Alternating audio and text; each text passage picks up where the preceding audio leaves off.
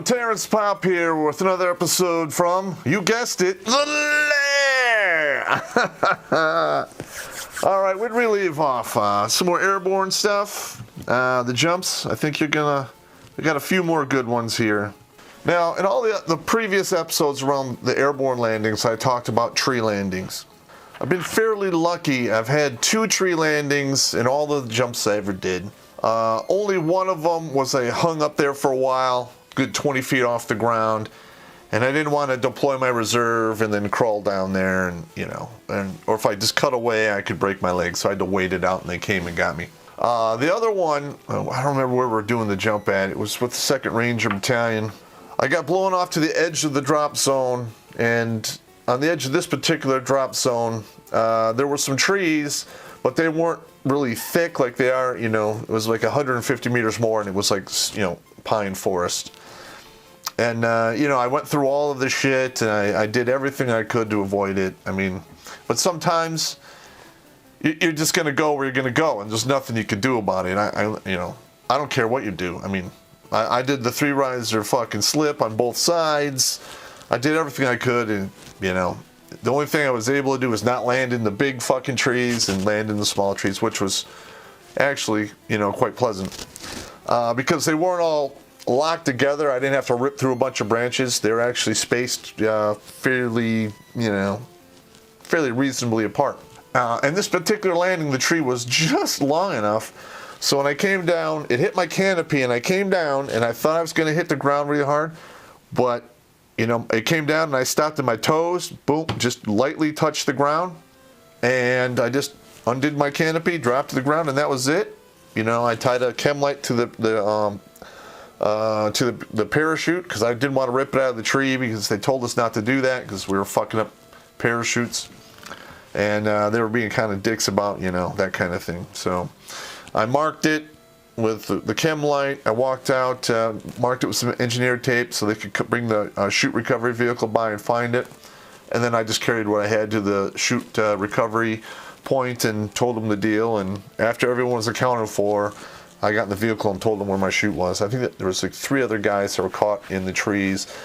And they were pretty much around where I was because that's the way the wind was blowing. And they just basically executed the drop a little bit too far to one side and didn't take into account the winds, which I'm sure they did in the beginning, but since this was later on in the evening, the winds always change from day to night. There's always some kind of weird breeze change, so it is what it is. So that's my experience with the tree landings. Now, I've seen the results of tree landings, and that's why I'm, adamantly opposed to landing in trees.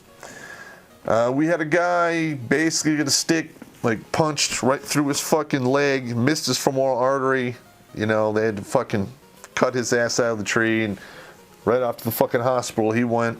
I saw a guy get drug into barbed wire, which he was landed, too far off to the edge of the drop zone because he was avoiding trees.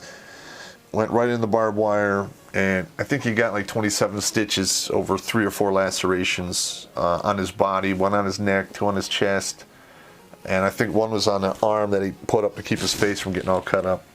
So this is serious fucking business, Whenever you defy gravity and you fuck with physics, it doesn't take much for bad shit to go fucking south, and your life can get fucked up, either temporarily for that particular jump to the rest of your goddamn life. So, it's serious business, and bad shit happens. Okay, this is one we were actually doing rehearsals for the Panama invasion. I don't remember where we were doing this at, but we had combat controller people attached to our sticks, which is Air Force. Basically, it's 1 or 2 Air Force guys.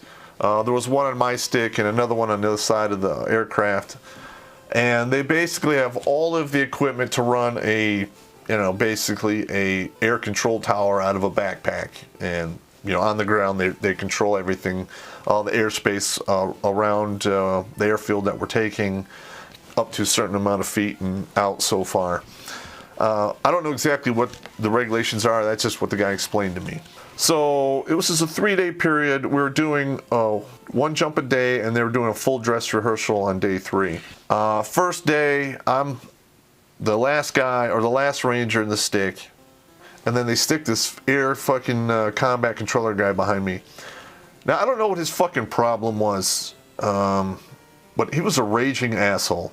You know, jumping already is nerve-wracking, and I don't care what people say. Usually, most of the people don't like doing it because the Army has a way of taking all of the fun out of everything. I'm just going to say that right now. So, you know, we go through all the jump commands, we're doing the deal, and this guy is like pushing me, and the light's not even green yet. I mean, he's like pushing me hard, and I'm resisting because I don't want to bang in front of the guys in front of me, and I'm like, hey, bud, you know, come on. It's not even green yet. Stop. So when the light does turn green, the guy like pushes me so hard that I like stumble and fall down on one knee and then have to get up and scramble out the door. I had a very bad exit. In fact, I went out and slammed in the side of the C-130, had a bunch of twists, chute opens, have to go through all the unfucklement of, you know, not getting choked out from the twists, and I land, I do my deal. And I tell the guy, you know, after action report, I go, bud, you don't need to push me like that. I fell down, and you know, I had a bad exit from the aircraft. That shit's unsafe, man. Stop it. Oh yeah, I'm sorry, bro. Yeah. I'm like, okay, whatever, you long-haired fucking hippie. That's what we were referring to the Air Force guys when they had long hair, and all we had was like one stripe down the middle of our head, and that was not even long enough to come out between your fingers, which is basically a little shorter than what I have now. Second jump. Motherfucker does the same fucking thing, except the second one was a night jump, which made it even more fucked up.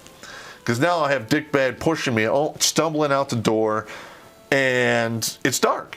I come out of the aircraft, unfuck myself, land, do my deal. After the action report, I tell the guy, I go, look, bud, if you fucking push me again, I'm going to push your fucking face in.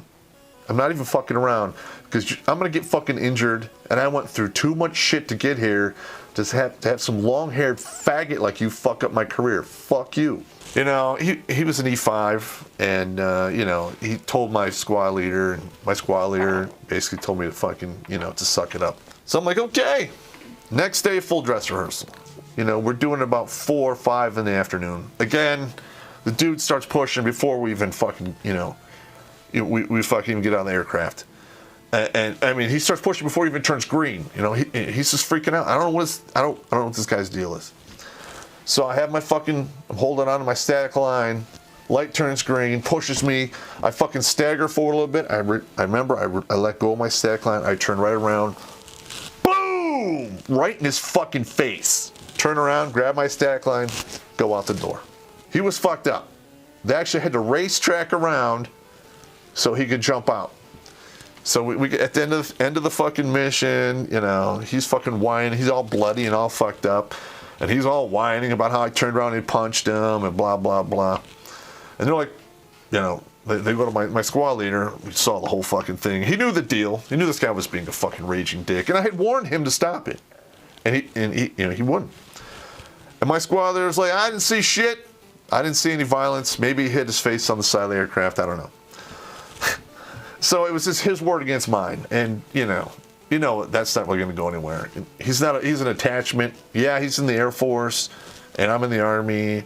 But at the end of the day, it is what it is. And hopefully that motherfucker learned a lesson.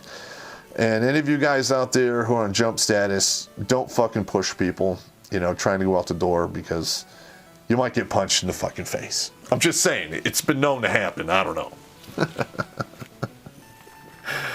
Oh, shit. Okay. Here's another one. Now this involves a bad drop. After the Panama invasion, I got moved out from the platoon I was in to Webco, and I was basically a full-time sniper. And we were assigned basically he was the NCOIC of the machine gun crew, but he was basically de facto the guy who managed, you know, all of Webco for the most part. And old guy, we called him Cross-Eyed Fitz. Old regiment guy. He had no business being there. He was he was that old guy that just wouldn't give it up, and God bless him. Love the guy to death. We called him Cross-Eyed Fitz. And we were doing a jump, and he was on the third stick. I was on the first, so I'm on the ground, and I saw this whole thing fucking play out. So it was a C-141, full combat gear, still 6, 7 in the evening. It wasn't. It was still light out. 800 feet. He comes out with his stick. I don't know what was his chute opens. I think he had 2 or 3 blown panels, which is a bad thing. Basically, the parachute is sewed together in panels, and a T-10, you can lose 1 panel and you'll be okay. Any more than that, and you could choose to ride in what you got or pull your reserve. So he pulls his reserve. So he pulls that out. That fucking opens, and then that starts to streamroll too. So he's got the one with a couple blown panels coming down, and then the reserve is doing this.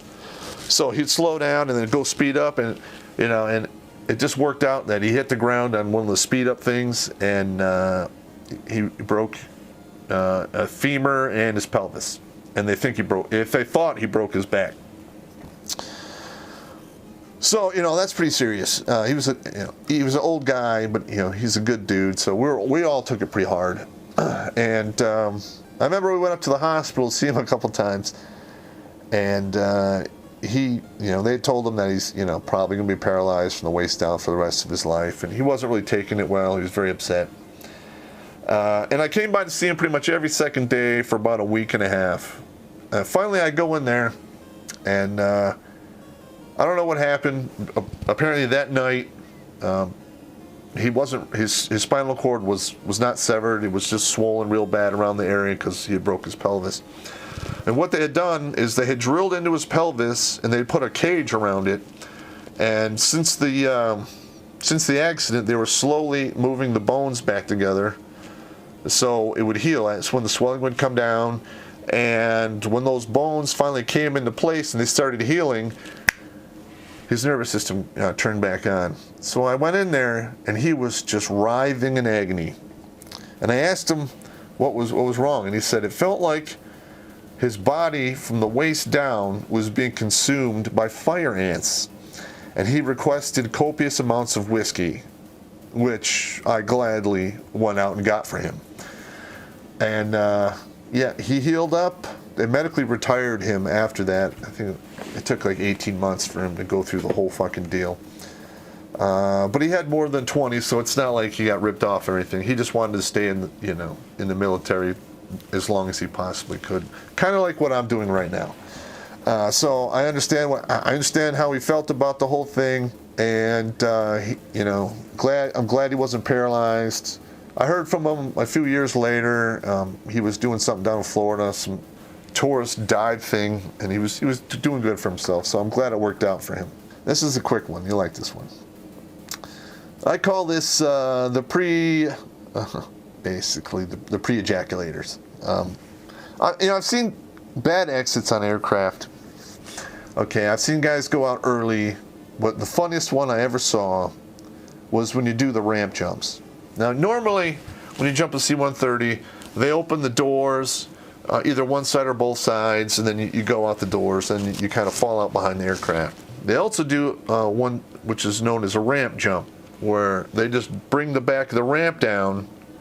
So you see the ramp come down, and you see the world as it is, and you see the whole horizon doing shit like this, and then you basically, it turns green and you walk out. I'm like 3 back from the ramp, and then there's the 2 guys that are standing by to go. Now, when you're that far, back, and the ramp is open, there's wind, there's a lot of sound, you really can't hear much. And you can't see the green light because it's behind you, because you're just a couple feet in front of it, and you're basically, trying to keep your balance so you don't fall over, because you can't hold on to anything because you walk towards the middle of the middle of the ramp. So one of the guys, if I don't remember his name, he had a habit of, he would yell. Guys do things to fight off fear and anxiety, and he would, every once in a while, he'd be like, ah, ah, ah. Okay, granted, it was unnerving, but that's his deal. We were used to it. Well, the guy who was standing in the door had just transferred in. He didn't know this guy did that. This was his first jump, and it didn't really dawn on us that we should have briefed this guy on what the fuck was going on. So this guy's standing standing there on the ramp, ready to go. This guy, started about 15 seconds into it. This guy, the light's not even green yet. It's not green. The guy does his usual, Well, the guy up there in the standby position thinks it's go and goes out of the fucking aircraft. And literally, he goes out, and then there's that 2 seconds where everybody's like, what the fuck? Well, one of the other guys that was in his squad, you can't let him go out by himself, so he just said, fuck it, I went out too. I didn't go out, I'm not that fucking stupid, but the guy went out with him, and apparently they linked up, and, he just wanted to make sure, if one guy's going to get fucking killed, it's better chance of two guys get killed, I don't know, but, yeah, it is what it is, and I really don't blame him. I mean, if it was one of my good buddies that went out early on the fucking tailgate, I probably would have followed him out and make sure he was good to go.